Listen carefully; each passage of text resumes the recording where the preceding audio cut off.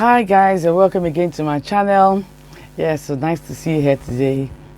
Yeah, so today we're going to be talking about short-term lets or holiday lets. So I mentioned it in one of my videos about how you can make more from a property, and one of the ways is by doing short-term lets. So in this strategy, you have a house or a flat, and instead of renting out to a family for probably, or a person for probably 6 months or 1 year at a time, you rent it out by the night. So in this strategy, you can make a lot of money for people that are, number one, contractors, people that have to go to other places to stay whilst they work, and also people that are holiday makers as well. These are typically your type of tenants, people that need to probably move out of their houses short term whilst they're doing redecoration, or probably looking for somewhere to stay whilst they're buying a new house. So there are lots of situations where people just need short term accommodation, and hotels are not suitable because in most hotels they don't have cooking facilities, don't have washing facilities, so you can't feel at home. But in a short-term let, it's like a house or a flat.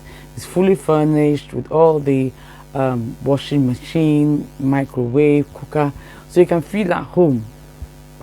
So this is a very profitable strategy, as I said, because you rent it out, or you let it out to people per night, and people have made a lot of money from this strategy. So what are the advantages of this strategy? As I said, number one, most cases people, they don't stay for long periods of time. So as a landlord, your property is let out for more money, and also there's less wear and tear of the property because people stay for only short term. And there's higher cash flow.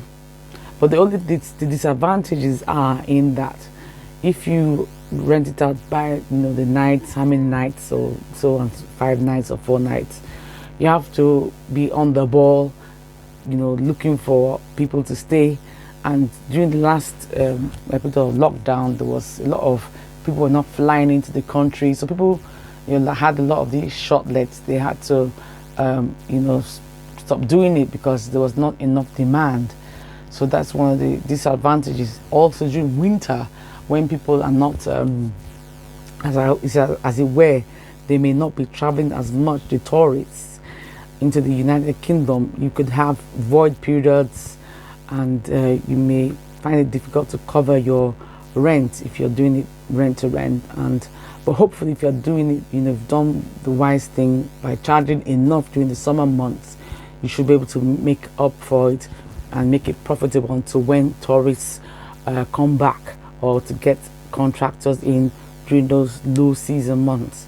So it's also this strategy, you can attract guests by using booking.com, which is the website. There's several search engines for accommodation. There's booking.com, there's a popular one, Airbnb, there's several other ones, Home and Away, and several ones like that. So you can put your property on these sites and then be able to get bookings. But another thing, you have to let the property be up to scratch. It has to be top notch, well decorated. Everything has to be there, fully furnished. It has to be, good spec, because if you're having a guest, if they're there and they don't like something, they will give you a bad review, and then you will not attract many guests to your accommodation. So these are the downsides of this strategy. It can be expensive to set up because you need to buy everything, up to the fork and the knife and the spoons and the pans, and everything you have to provide, because these are short-term guests. But hopefully, if it's done well, you can make a lot of money from this strategy. Also, if you're doing it in flats, you have to be very careful that you're not breaking the management agreement, because in a block of flats, a lot of these short-term rentals are not allowed. So please do check if it's allowed or not, because if they find you, they can tell you to leave the property, or you can, they can revoke you can have a nasty letter being sent to you by the management company. So this is another disadvantage of doing this strategy in areas of which they are, in a flat. But if it's in a house, you have a bit more leeway, because you can basically, it's nobody's watching who's coming in or not, so you have a bit more leeway. But when you're in a flat block of flats, it's typically more difficult, because if the management company doesn't want it, they can ask you to go, and a lot of people have lost a lot of money, yes, by doing this, because the management company finds out and they ask them to leave the stop operating. So that can be a problem. But in all, it's a profitable strategy, and it's one that an investor should get into their portfolio. Another thing about it, that it can be time consuming and demanding.